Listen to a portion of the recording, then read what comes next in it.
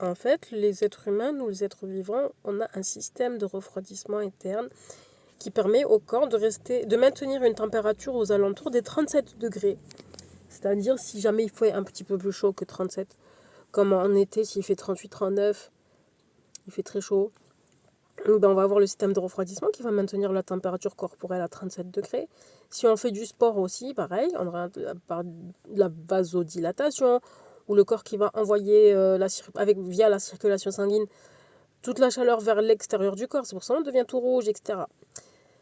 Par contre, le problème, c'est ce système de refroidissement, si il tourne, et si jamais il ne réussit pas à refroidir, il va tourner encore plus, jusqu'à il va être lui-même en surchauffe. Et là, c'est le coup de chaud. Stress thermique, ça commence. On est déconcentré, on est épuisé, fatigué, on a besoin de rester s'asseoir et tout ça. Alors la solution, nous, les êtres actuels, civilisation actuelle, on a quoi de plus facile? Bah, la douche. Alors on va faire couler de l'eau fraîche, la plus fraîche possible de ce que tu peux supporter. Tu fais couler de l'eau fraîche sur les bras, les jambes. Et tu laisses couler longtemps. Les bras, les jambes, et tu laisses couler longtemps. En commençant par le bout des pieds pour que ce soit plus facile à faire. Parce que c'est vrai que c'est difficile. Si on a le corps qui est très chaud, on va mettre de l'eau fraîche, ça va être très difficile à supporter. Donc on commence par les pieds, les mains, le visage. On laisse couler l'eau comme ça. Jusqu'à que, voilà. Et après, un petit peu plus, on remonte. Jusqu'à qu'on arrive à faire les jambes entières et les bras entiers.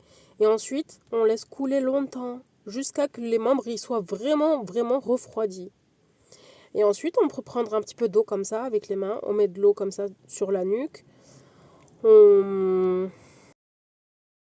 Et voilà, après, une fois que tu as fait ça pendant de longues minutes, tu verras que les bras et les jambes ils sont effectivement devenus plus frais.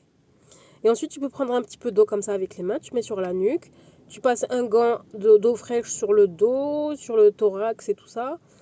Et le visage. Et puis la tête, le cerveau, il est très sensible aux fortes températures. Donc la tête aussi, on peut faire couler un petit peu d'eau sur la tête si on y arrive. Et on va voir qu'on y arrive. Un petit peu comme ça. Et après, l'eau, elle coule. L'eau qui redescend, elle est un petit peu tiède. L'eau quand elle descend quand on a versé sur la tête. Donc on fait un petit peu jusqu'à ce que ce soit refroidi. Et là, ça y est, on est vraiment... on n'est plus du tout en exposition à un coup de chaleur. On s'est éloigné du risque du coup de chaleur.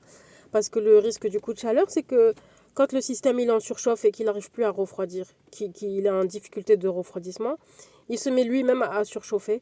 Et si le système de refroidissement corporel il se met lui-même à chauffer, eh bien les cellules, elles commencent à se dégrader par la chaleur tout simplement. Et le cœur qui est en train de pomper à fond, eh ben, le cœur il fatigue aussi et là le cœur il s'arrête, voilà. Et voilà, donc après le coma, les trucs, les machins et tout, bon, on va rester loin de ça, on va éviter. Alors, on va juste tout simplement se rafraîchir avec de l'eau. Si on n'a pas d'eau à accès, il y a des techniques aussi. Mais ça, je peux le faire pour une autre... avec les méridiens et tout ça. Bon, il y a toujours des solutions. Il suffit de savoir.